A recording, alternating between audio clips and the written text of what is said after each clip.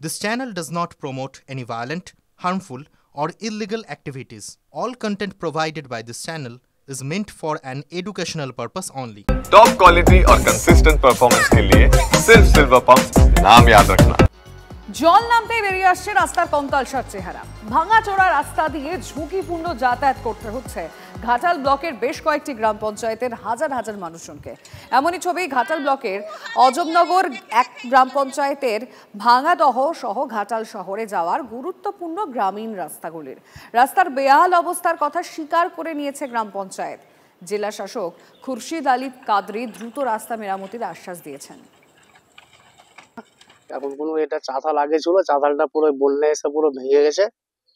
এখন এইভাবেই যাতায়াত করছি, তবু রিস্ক প্রচুর। এইভাবে আসছি মানে কোনো বাই চান্স যদি টায়ার ফায়ার যদি নিচে যদি মাচা ভেঙে যদি গলে যায়, পুরো একবারে মানে অবস্থা খারাপ হয়ে যাবে। কোনো ইয়ে নেই, রাস্তার কোনো ঠিকই নেই, যেমন গাড়ি ঘোড়া যাচ্ছে মানুষও যাচ্ছে এরকম করে। মানে অনেক সময় তো দুর্ঘটনা ঘটে যায়। হ্যাঁ ঘটে যায় তো, অনেক সময় দুর্ঘটনা। কি চাইছেন আপনারা? আমরা চাইছি এই রাস্তাটা একটু ভালো করে পাকানো। সব রাস্তা ঠিক হয়ে যাবে। ঠিক আছে, আপনি দেখেছেন এর আগে আমাদের পাড়ায় আমাদের সমাধান, সেখানে রাস্তা নিয়ে কাজ হবে।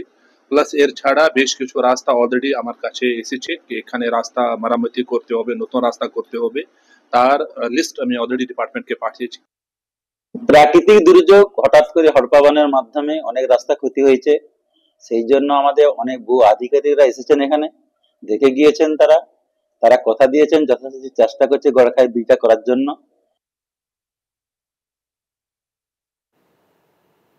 রানীগঞ্জে সমবায় ব্যাংকের নির্বাচনে বিতর্ক। অভিযোগ, সমবায় নির্বাচনের আগে ব্যাংক পরিচালন কমিটির নাম প্রকাশ হয়েছে।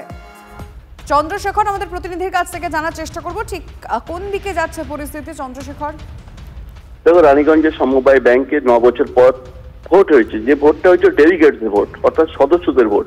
কিন্তু এবার যেটা হওয়ার কথা সেটা হচ্ছে এই সদস্যরা তাদের বোর্ড অফ ডাইরেক্টর তারা আলাদা করে ভোট দেবেন এবং চেয়ারম্যান, ভাইস চেয়ারম্যান যারা রয়েছেন এবং 10 জন ডিরেক্টরের নাম তারাই চয়ন করবেন। কিন্তু তার আগে দেখা যাচ্ছে পাণ্ডবেশ্বরের তৃণমূল বিধায়ক নয়ন চক্রবর্তী, যিনি পশ্চিম বর্ধমান তৃণমূল জেলা সভাপতি, তার একটি লেটার প্যাড যেটা ভাইরাল হয়, সেখানে দেখা যাচ্ছে 10 জনের নাম ইতিমধ্যেই দিয়ে দেওয়া হয়েছে এবং বন্টন করে দেওয়া হয়েছে দায়িত্ব, অর্থাৎ চেয়ারম্যান, ভাইস চেয়ারম্যান এবং 10 জন ডিরেক্টরের নাম দিয়ে দেওয়া হয়েছে। আর এই নিয়ে বিতর্ক, যেখানে চন্দ্রশেখর ধন্যবাদ। ডেলিগেটদের এই অধিকার থাকে তাদের মধ্যে কে চেয়ারম্যান হবে, কে ভাইস চেয়ারম্যান হবে, কে ডাইরেক্টর হবে, তার একটা নির্বাচনী প্রক্রিয়া চলছে। তার আগেই কে কি হতে চলেছেন তার একটা কমিটি অলরেডি ঘোষণা করে দেওয়া হলো জেলার প্যাডে। গণতন্ত্র যে পশ্চিমবঙ্গে কেড়ে নেওয়া হচ্ছে এটা শুধু রাজ্য স্তরের না, একদম সমবায় ব্যাংকেও সেখান থেকেও যারা ভোট দেবে, যারা ডেলিগেট, তাদের এই অধিকার কেড়ে নেওয়া হচ্ছে। অধিকার কেড়ে নেওয়ার খেলা সারা বাংলায় চলছে, রানীগঞ্জেও চলছে।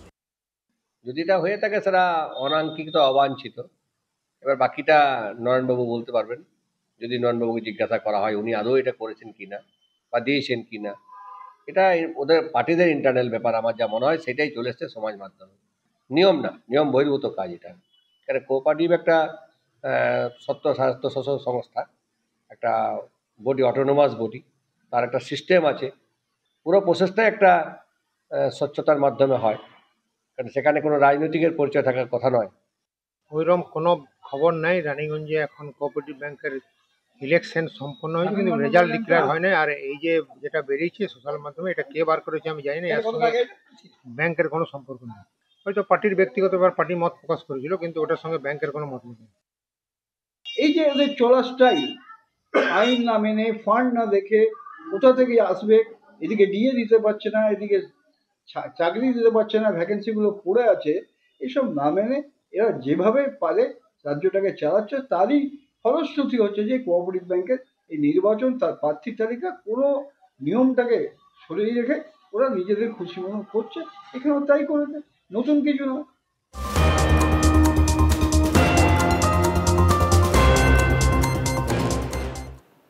এসআইআর নিয়ে বিজেপিকে তীব্র আক্রমণ পূর্ণেন্দু বসুর। মমতা বন্দ্যোপাধ্যায় থাকাকালীন রাজ্যে এসআইআর হবে না, এসআইআর চালু করতে দেব না। এসআইআর করতে হলে বিজেপি নেতাদের রাস্তাতে আটকে দেওয়া হবে। গঙ্গারামপুরে জেলা কিষাণ ক্ষেতমজুর তৃণমূল কংগ্রেসের কর্মী সভা থেকে এসআইআর নিয়ে বিজেপিকে আক্রমণ রাজ্য সভাপতি পূর্ণেন্দু বসুর। পাল্টা আক্রমণ বিজেপির। এসআইআর এই প্রথম হচ্ছে না, এর আগেও একাধিকবার হয়েছে। মন্তব্য জেলা বিজেপি সাধারণ সম্পাদক বাপি সরকারের। ভয় পাবেন না, আতঙ্কগ্রস্ত হবেন না। মমতা বন্দ্যোপাধ্যায় জীবিত থাকাকালে এসআইআর এখানে চালু হবে না, আমরা চালু করতে দেব না। তার কারণ এটা চালু করতে আসবে বিজেপির লোকেরা, দিল্লির লোকেরা তো আসবে না, বিজেপির লোকেরা চালু করতে আসবে, তাদের আমরা রাস্তাতেই আটকে দেব। তারা পারবে না জোর করে মানুষের এই অধিকার ছিনিয়ে নিতে। তৃণমূল কংগ্রেসের আতঙ্কিত, তৃণমূল কংগ্রেস জানে যে এসআইআর হলে পরে যে ভুয়ো ভোট, মৃত ভোটার, এটা যাদের নির্ভর করে আজকে উনি মন্ত্রী হয়েছে, আমার মনে হয় উনি নিজে আর আগামী দিন জিততে পারবেন না।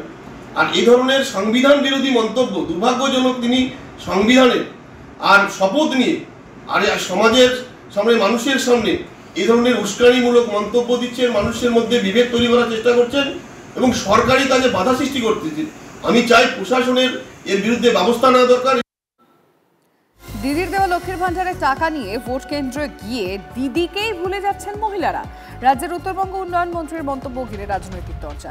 গতকাল মহিষাদল ব্লকের দুটি অঞ্চল নাটশাল 1 ও নাটশাল 2 গ্রাম পঞ্চায়েতের পৃথক দুটি শিবির পরিদর্শন করেন রাজ্যের উত্তরবঙ্গ উন্নয়ন মন্ত্রী উদয়ন গুহ। সেখানেই তিনি বলেন, ভোট কেন্দ্রে গিয়ে জোড়া ফুল ভুলে গিয়ে অন্য ফুল পছন্দ করেছেন মা বোনেরা। এটা করলে চলবে না বলে মন্তব্য উদয়নের। মায়েরা বললেন যে অ্যাকাউন্টে 500 টাকা 1000 টাকা হয়েছে, 1000 টাকা 1200 টাকা হয়েছে, এবার আর হেঁটে কেন ভোট দিতে যাব? এবার অটো করে ভোট দিতে যাব। এই গরমের মধ্যে হাঁটতে হাঁটতে ভোট দিতে যাওয়ার দরকার নেই। অনেক মা আছেন তারা ভোট কেন্দ্রে গিয়ে যে তাকে ওই টোটো ভাড়া করবার সুযোগ করে দিয়েছে, তার কথা কিন্তু আর মনে রাখবেন না, দিয়ে অন্য ফুল পছন্দ করে মমতা বন্দ্যোপাধ্যায়ের মুখটাই ভুলে গেল। দিদিকে টিকিয়ে রাখার দায়িত্ব আমাদের সবার, এই কথাটা কিন্তু মাথায় রাখবেন। দিদি না থাকলে আমরা সবাই দুর্বল হয়ে যাব।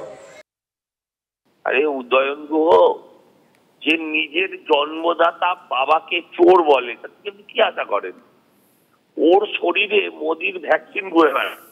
এই বাংলার মানুষের ঘরে ঘরে প্রায় 88 কোটি মানুষকে এই লোকটা খাদ্যশস্য পাঠায়, মানে রেশন পাঠায় বিনামূল্যে। তার মানে মোদিকে ভোট দিয়ে দিতে হবে। স্বচ্ছ ভারত অভিযানের বাথরুম, মাথার ছাদ যে লোকটা পাঠিয়েছে, তাদেরকে তাহলে কারা ভোট দেবে? এইটা কোনো কথা নয়, কারণ দিদি দেয় না, ওটা আমার টাকা ঘুরে আমার কাছে আসে। যে মানসিকতাটা যে এটা দিদি দিচ্ছে 1000, তারপরে তোর পুরো ফ্যামিলিকে ভোট দিতে হবে, এই যে নিম্ন রুচির মানসিকতা।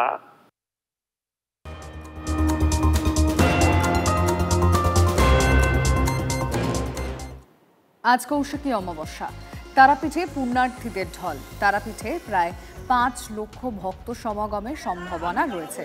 মন্দির জুড়ে অস্থায়ী বাঁশের ব্যারিকেড তৈরি করা হয়েছে। ছবিটা আপনাদেরকে আমরা দেখাচ্ছি সকাল থেকে।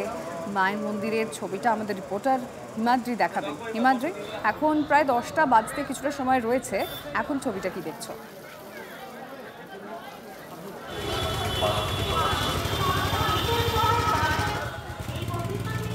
হিমাদ্রি শোনা যাচ্ছে না? সম্ভবত হিমাদ্রি আমার কথা শুনতে পাইনি।